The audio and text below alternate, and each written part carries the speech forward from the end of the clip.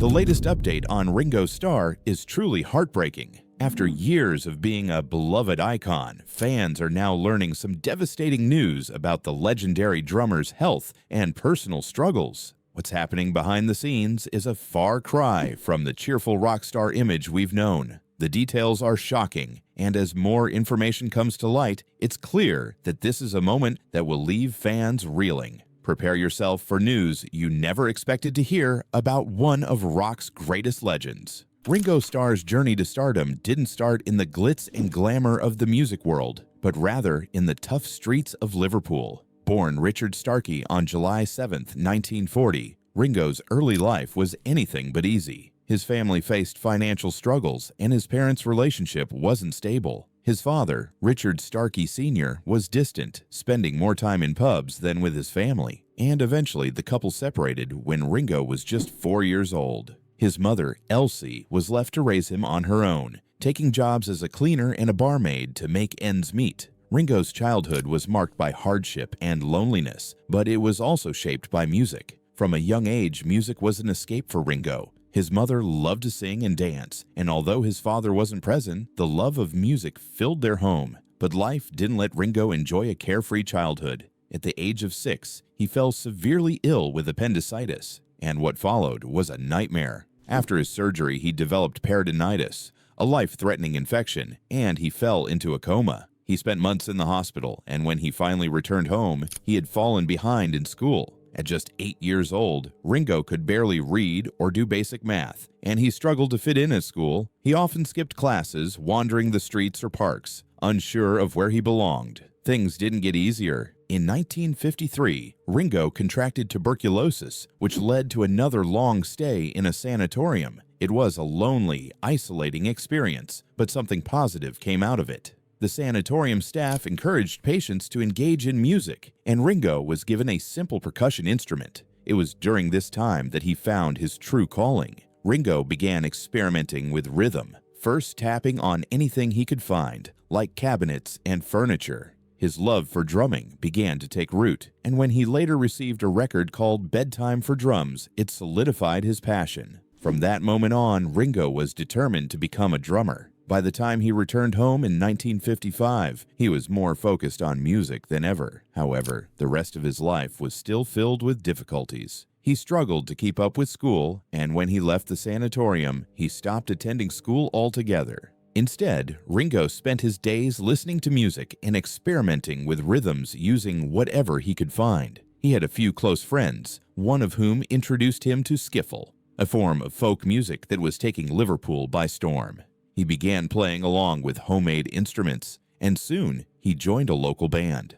Ringo's talent was undeniable, even though he still didn't have a proper drum kit. He worked odd jobs, but none of them were fulfilling. At one point, he even had an apprenticeship as a machinist, but his heart wasn't in it. Music was his true passion. Eventually, Ringo's stepfather, Harry, who loved big band music, gave him a second-hand drum kit, and that changed everything. It was a simple setup, but to Ringo, it was the key to his future. With that kit, he started booking better gigs, and as he gained experience, his drumming became more polished. In 1959, Ringo joined a band called Rory Storm and the Hurricanes.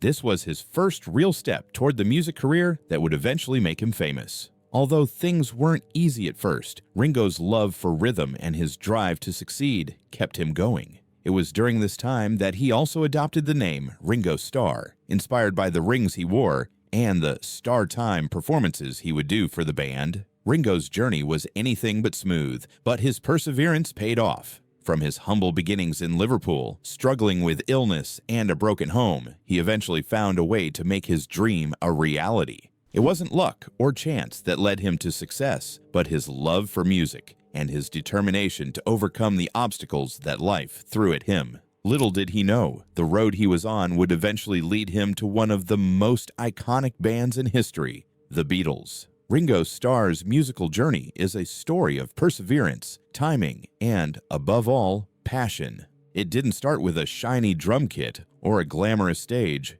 but rather in the streets of Liverpool, where Ringo, then known as Richard Starkey, was finding his way through a rough and tumultuous childhood. Raised in a working-class neighborhood, Ringo faced more than his fair share of challenges, from an unstable family life to a series of childhood illnesses that kept him in and out of the hospital. But music became his constant companion through it all, giving him the strength to push through and eventually change the world. Before he ever picked up a proper drumstick, Ringo was experimenting with rhythm. His early days were spent in the sterile isolation of a sanatorium, where he had been sent to recover from a battle with tuberculosis. It was during this time that he first started playing percussion, tapping on furniture, boxes, and anything else that could make a sound. Music became his escape, and it gave him something to hold on to when everything else seemed out of his control. He was given a percussion instrument, and that's when everything clicked. It wasn't just about playing, it was about connecting with the rhythm in a way he had never done before. This was the beginning of Ringo's love affair with drums. After recovering, he returned home to Liverpool, but life didn't get much easier. Ringo tried his hand at various odd jobs, including a stint as a machinist apprentice, but his heart wasn't in it. The call of music was too strong. At the time, skiffle, a type of folk music mixed with jazz and blues, was taking over the British music scene, and Ringo was drawn to it. He joined a few local skiffle bands, using whatever makeshift instruments he could find to make rhythms. It wasn't glamorous, but it was enough to stoke his passion. He had yet to get his hands on a proper drum kit, but he made do by tapping on biscuit tins, washboards, and anything else that could mimic the sound he was hearing in his head. In 1959, Ringo's music career started to take shape when he joined a band called Rory Storm and the Hurricanes. The band was playing a mix of rock and skiffle, and they were well known in Liverpool, performing in the city's thriving music scene. This was a huge step for Ringo. He was finally able to leave the confines of odd jobs and apprenticeships behind. He got his hands on a proper drum kit, and his skills began to shine through. Rory Storm and the Hurricanes played a residency at Butlin's Holiday Camp, where Ringo's drumming became a highlight of their performances. But despite being in a popular local band, Ringo was still striving for something more. He wanted to take his music further, but he didn't know how. Then, in 1960, something happened that would change the course of his life forever. Rory Storm and the Hurricanes were booked to play in Hamburg, Germany, where many British bands were heading to make a name for themselves. The Beatles, a band that Ringo had heard about but had never met, were already playing in the same city. At first, Rory Storm and the Hurricanes had no intention of playing in Hamburg. They weren't sure if it was worth the risk, but eventually they agreed to go. And that decision was pivotal. It was in Hamburg that Ringo would first meet the Beatles. While in Hamburg, Ringo's band crossed paths with the Beatles, who were playing in smaller clubs for much lower pay. Ringo filled in as the Beatles' drummer a few times, and the connection between him and the band was instant. Though the circumstances were casual, Ringo was just filling in for a few gigs. This marked the start of a friendship that would change everything. Ringo's drumming was different from the others. It wasn't flashy or fast. It was about the feel, the rhythm, and the way the drums fit into the sound of the band. This was something that set Ringo apart. He had an undeniable connection to the music, and his drumming style complemented the Beatles in a way no one else could. After playing with the Beatles for a few shows, Ringo was invited to play again and again. But it wasn't until the Beatles' original drummer, Pete Best, was let go in 1962 that Ringo's place in the band was cemented. John Lennon, Paul McCartney, and George Harrison had already seen Ringo's potential. He had been their fill-in, but they knew he was the right fit for the band. On August 18, 1962, Ringo officially became a member of the Beatles. His first performance as a Beatle was met with resistance. Fans were upset about the change and voiced their displeasure, shouting "Pete forever, Ringo never" outside the club where the Beatles were playing. Some fans even went as far as to punch George Harrison in anger over the switch. It was clear that Ringo's entry into the Beatles wasn't universally accepted, but he held his ground. Despite the tension, Ringo fit in with the band. He wasn't just a drummer, he became a part of their brotherhood. His first recording with the Beatles came shortly after, and while producer George Martin wasn't initially sold on Ringo, things quickly changed. Ringo's drumming style was unique. He wasn't the fastest, but he had an incredible sense of timing and rhythm that made him the perfect fit for the Beatles. He wasn't looking for attention, he was about making the music feel right. Over time, fans and critics alike began to appreciate his steady beat. and by late 1962, Ringo was not only accepted by the Beatles, but embraced by their growing fan base. As the Beatles' popularity skyrocketed, Ringo's place in the band became solidified. 1963 was the year Beatlemania hit full force. The Beatles were everywhere, on the radio, on TV, and in the streets. Ringo, along with John, Paul, and George, became household names. But with the fame came the pressure. The band was constantly on the road, recording, performing, and facing the overwhelming demands of being the most famous band in the world. Despite the chaos, Ringo remained grounded. He became a fan favorite, known for his charm, humility, and humor. Songs were written about him, and even his drum kit became iconic, with fans mimicking his setup. But as the Beatles continued to climb to unprecedented heights of fame, Ringo began to feel the pressure. The constant touring, the media frenzy, and the expectations all weighed heavily on him. He started to feel left behind musically, as the band began to explore new sounds and ideas that didn't always require a heavy drumming presence. In 1966, after a particularly grueling tour, Ringo left the band temporarily, seeking some peace and quiet. He took a brief vacation to Sardinia, where he found some solace in nature and a quiet moment away from the chaos. It was during this break that Ringo came up with one of the Beatles' most famous songs, Octopus's Garden. The song was inspired by his time on the boat in Sardinia, where a conversation with the ship's captain about octopuses sparked Ringo's imagination. He wrote the song with a lightheartedness that was a contrast to the growing tensions in the band. When Ringo returned, the Beatles welcomed him back with open arms, and he dove back into the music with renewed focus. As the Beatles entered their later years, things began to unravel. The pressure of fame, the personal struggles within the band, and the changing dynamics made it clear that the end was near. But through it all, Ringo remained a steady presence. He was the drummer who had started with nothing, just a boy from Liverpool tapping on biscuit tins, and had grown into a global icon. His journey from skiffle bands in Liverpool to the heights of Beatlemania wasn't easy, but it was marked by a deep love for music, a passion for rhythm, and a determination to make it, no matter the obstacles. Ringo Starr's musical journey was not just about playing drums. It was about finding his place in a world that was constantly changing. From the rough streets of Liverpool to the brightest stage in the world, Ringo's story is one of resilience, creativity, and the undeniable power of music to transform lives. In the early 1960s, when the Beatles were starting to gain recognition, nobody could have predicted just how massive the phenomenon would become.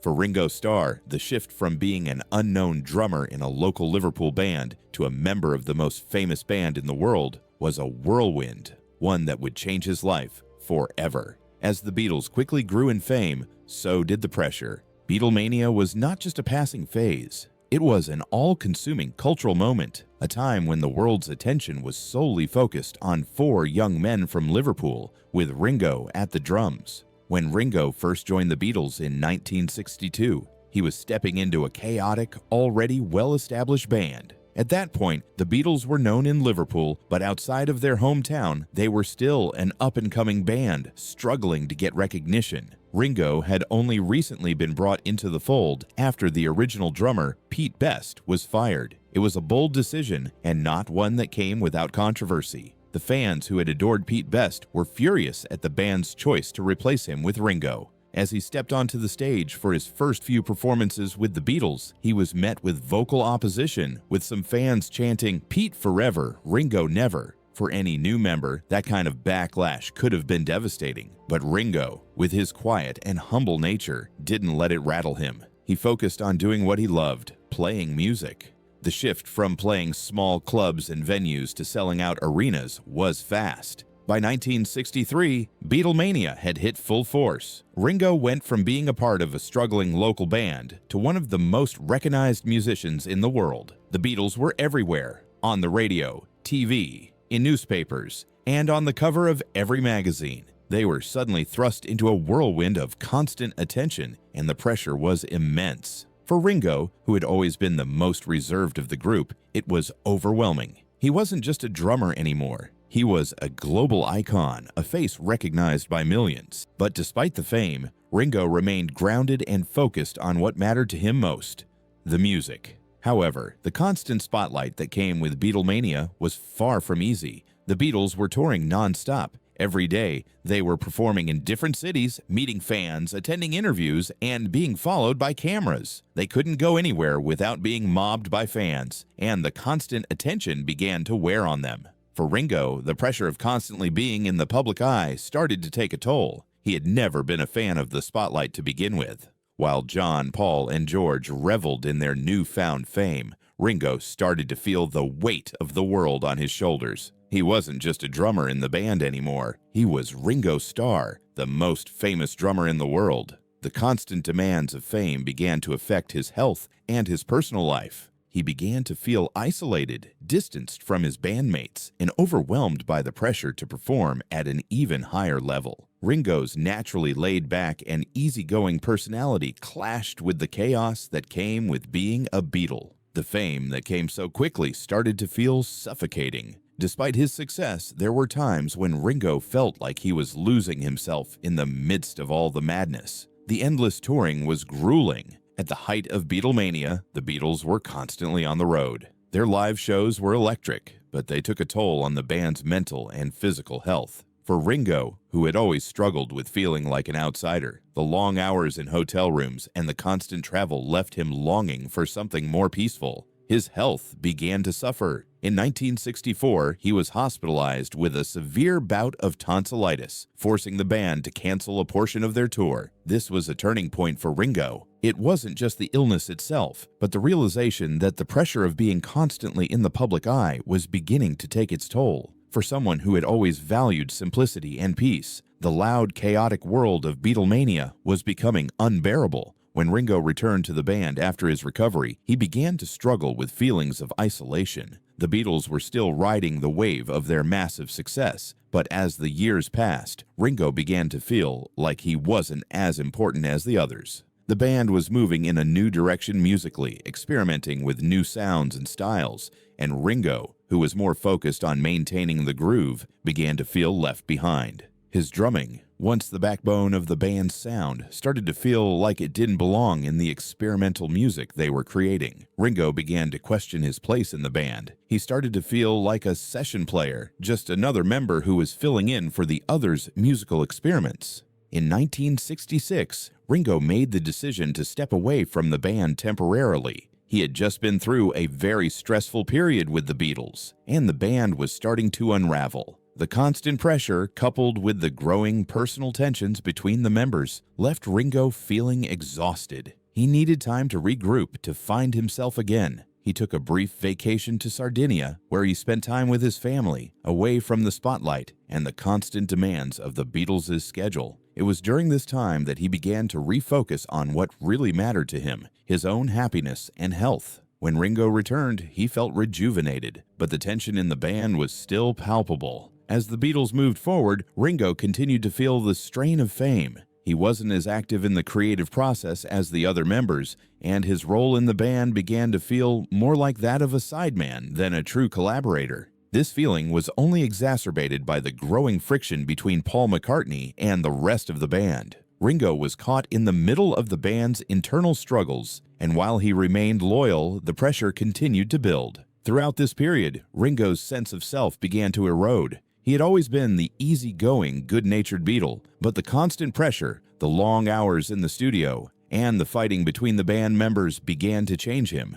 He was no longer just the drummer, he was a celebrity, someone whose every move was scrutinized by the press and the public. The weight of fame, which had once been exhilarating, now felt like a burden. Ringo's health, both physical and mental, started to suffer, and the once carefree drummer became more withdrawn and introspective. But despite the struggles, Ringo remained committed to the music. He was still part of one of the most influential bands in the world, and he continued to give his all to the band, even as it was falling apart. His drumming was as solid as ever, but his heart was no longer fully in it.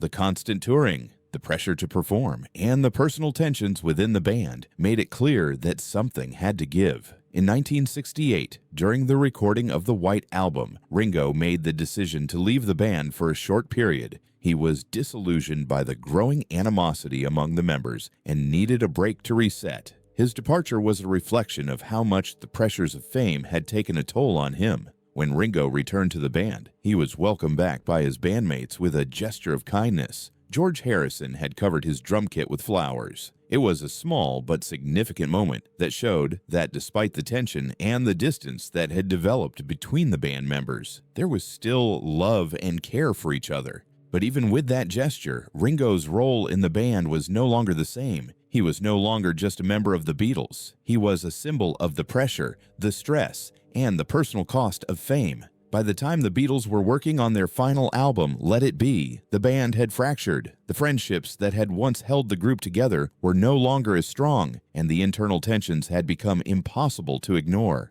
Ringo, who had always been the mediator and the glue holding the band together, began to feel like an outsider. The weight of fame, coupled with the constant pressure to perform, was too much for him to bear. Ringo Starr's journey through Beatlemania is a story of the cost of fame, the pressure of being part of a worldwide phenomenon, and the toll it takes on a person. While Ringo's drumming helped shape the sound of the Beatles, it was his resilience, his ability to withstand the pressure, and his love for music that allowed him to survive the chaos. However, as the Beatles' fame continued to grow, the pressure became too much for even the most grounded of them all. Ringo's experience with Beatlemania is a reminder of the human side of fame, the struggles behind the scenes, and the cost of being a part of something that becomes bigger than you ever imagined.